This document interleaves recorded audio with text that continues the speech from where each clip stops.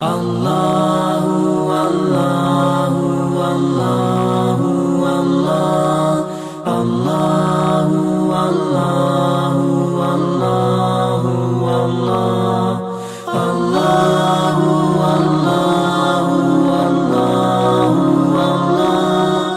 Allahu Allah. Alhamdulillahi Rabbil Alameen. والصلاة والسلام على النبي وآله وصحبه أجمعين.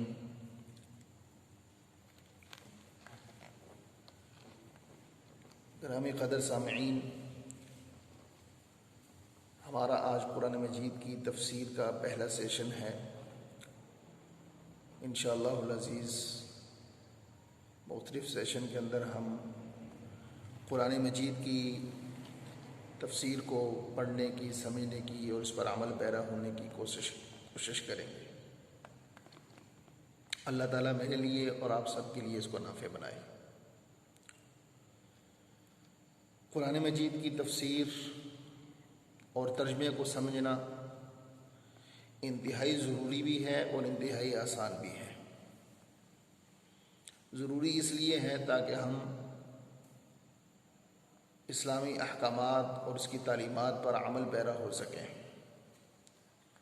اور آسان اس طور پر ہے. اکثر لوگ یہ سمجھتے ہیں کہ شاید قرآن سمجھنا اور پڑھنا یہ تو صرف علماء کا کام ہے، وہ اس کو سمجھ سکتے ہیں. ہمارے لیے تو چونکہ عربی زبان کے اندر ہے، اس کو سمجھنا ہی بہت مشکل کام ہے. تو ایسا نہیں ہے، اس لیے کہ اگر ہم دیکھیں تو قرآن مجید کے اندر استعمال ہونے والے اکثر الفاظ ایسے ہیں کہ جو اردو کے اندر بھی ہم ہو بہو اسی طرح استعمال کرتے ہیں. جیسے قرآن مجید کی جو سب سے پہلی سورت ہے سورۃ الفاتحہ، الحمدللہ رب العالمین، اسی کو آپ لے لیں. اس کے اندر اب لفظ جو حمد ہے یہ عربی زبان کے اندر ہے، اردو میں بھی حمد استعمال ہوتا ہے. اس کے بعد ہے رب العالمین، رب ہے، یہ اردو میں بھی استعمال ہوتا ہے اور عربی میں بھی اسی طرح استعمال ہو رہا ہے. اس کے بعد ہے العالمین، وہ بھی اسی طرح استعمال ہے، عالم کی جمع ہے. آگے الرحمن الرحیم، یہ دونوں بھی اردو میں اسی طرح استعمال ہوتے ہیں. اس کے بعد ہے مالک یوم الدین، لفظ مالک، تو مالک بھی اسی طرح جیسے اردو میں استعمال ہوتا ہے عربی میں بھی استعمال ہو رہا ہے.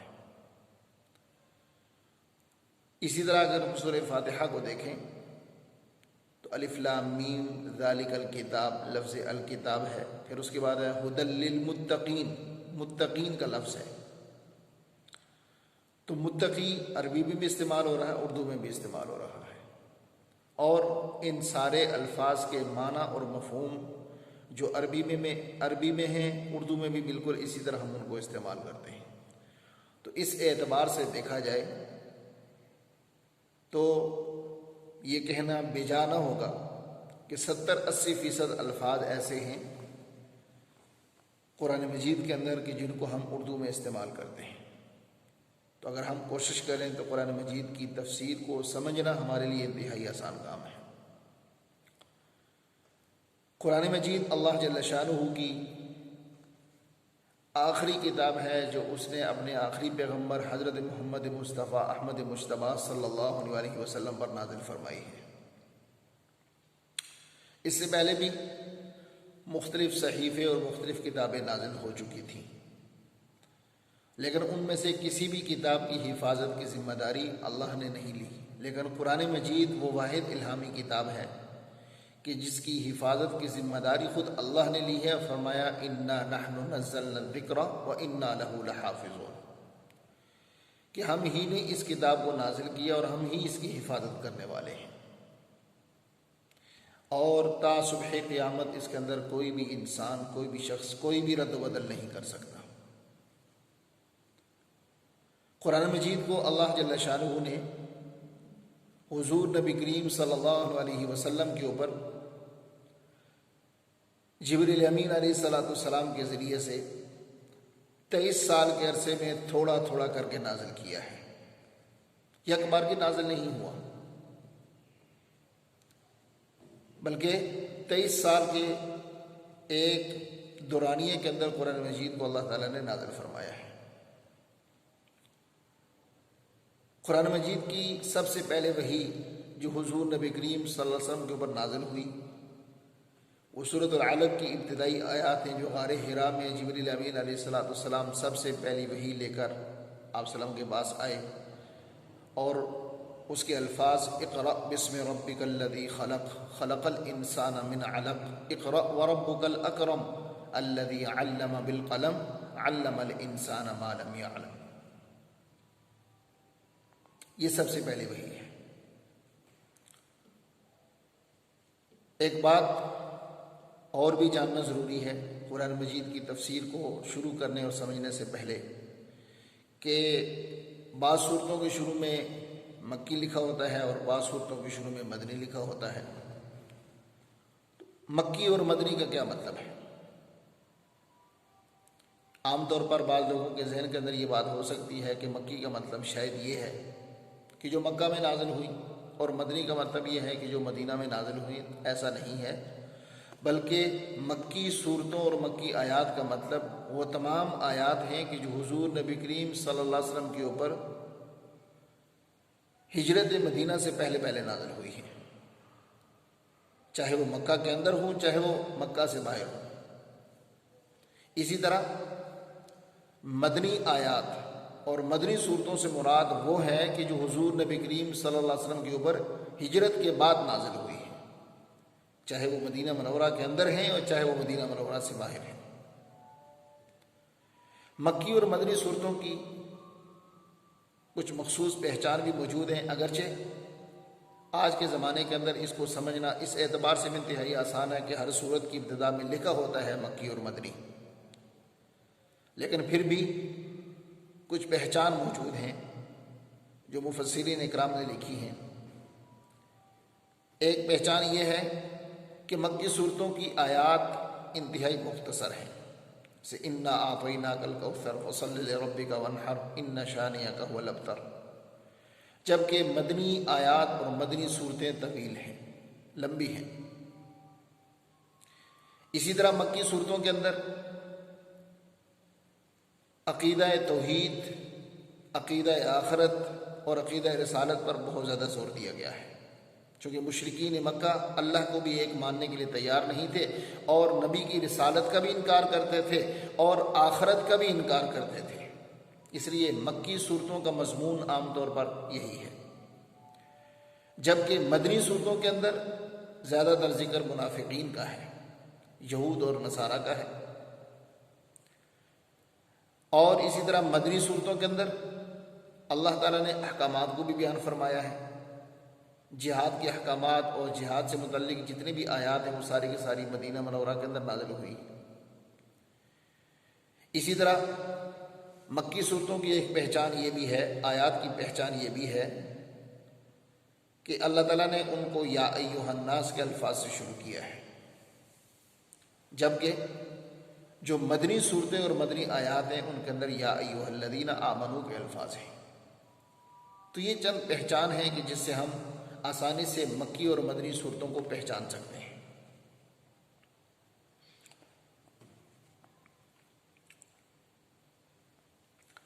قرآن مجید کی سب سے پہلی صورت جو ہمارے سامنے سورۃ الفاتحہ ہے، میں نے ابھی عرض کیا کہ سب سے پہلی وحی یہ نہیں ہے، سب سے پہلی وحی تو اقرأ بسم ربک الذی خلق ہے۔ ہاں، قرآن کی ابتدا سورۃ الفاتحہ سے ہوتی ہے، قرآن کے نزول کی ابتدا سورۃ الفاتحہ سے نہیں ہے۔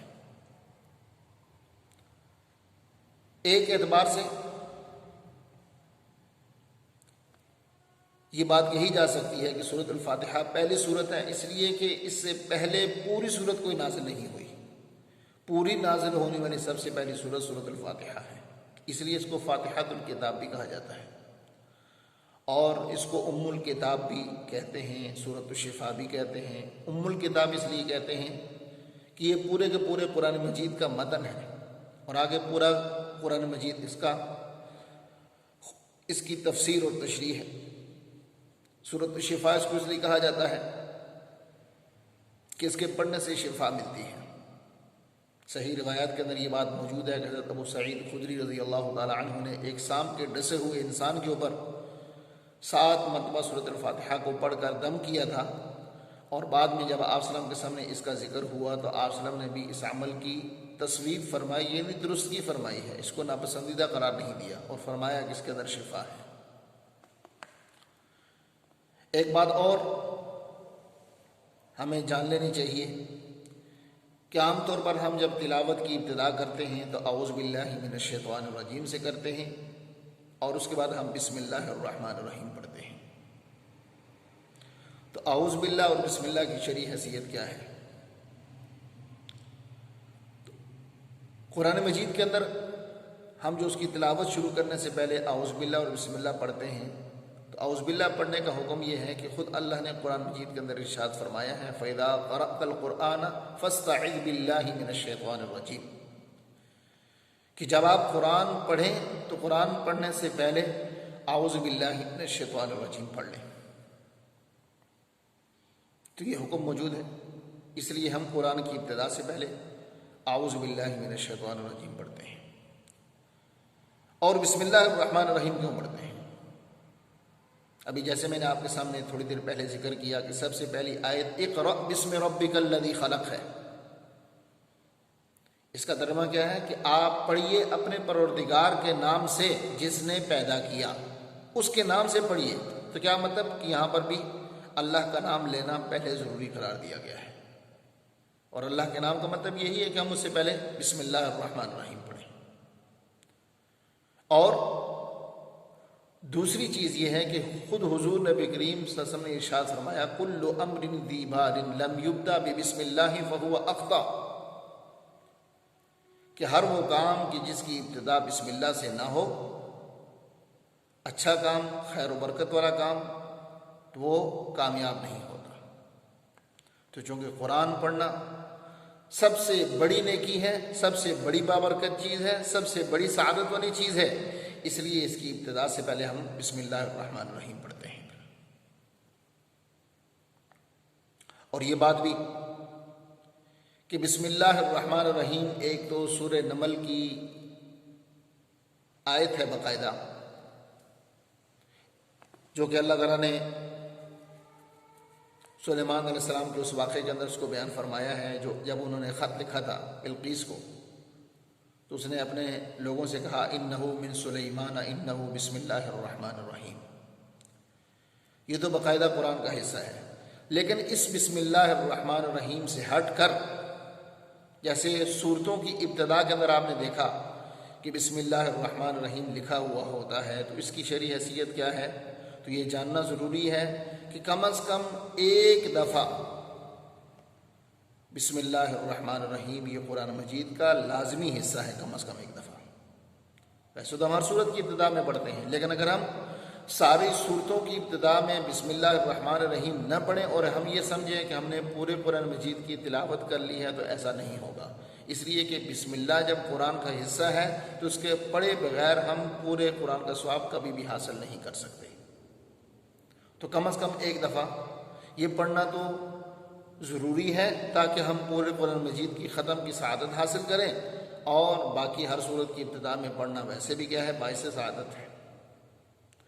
تو یہ وہ چند چیزیں ہیں جن کے بارے میں نے آپ کو بتایا۔ تفسیر کے شروع کرنے سے پہلے ان چیزوں کا جاننا بھی ضروری ہے۔ یہ آج ہمارا پہلا سیشن تھا، انشاءاللہ العزیز اگلے سیشن کے اندر ہم باقاعدہ سورۃ الفاتحہ سے ترجمہ اور تفسیر کا آغاز کریں گے۔ ترتیب ہماری انشاءاللہ یہ ہوگی کہ لفظی ترجمہ بھی ہم کریں گے ہر حرف کا، تاکہ ہر حرف کا ترجمہ بھی آپ کو آ جائے۔ چند صورتوں کے جب ترجمہ آپ کے سامنے آئے گا تو انشاءاللہ العزیز آپ کو بہت آسان لگے گا، اور آگے ساری صورتوں کا ترجمہ آپ کے لیے آسان ہو جائے گا۔ اس کے بعد جو وہ محاورہ ترجمہ ہوتا ہے وہ بھی، اور اسی طرح ایک چیز ہوتی ہے شان نزول، پس منظر۔ بعض آیات ایسی ہوتی ہیں جو کسی خاص واقعے کے پیش نظر نازل ہوتی ہیں، کوئی حادثہ رونما ہوا تھا اس زمانے کے اندر تو اللہ تعالیٰ نے آیات نازل فرمائیں، تو ان آیات کا شان نزول بھی آپ کے سامنے انشاءاللہ بیان ہوگا، اور ساتھ ساتھ جو ان آیات کی تفسیر ہے، ضروری وضاحت ہے، وہ بھی آپ کے سامنے ہوگی۔ اللہ تعالیٰ میرے لیے آپ سب کے لیے اس کو نافع بنائے۔ آمین۔ وآخر دعوانا ان الحمد للہ رب العالمین۔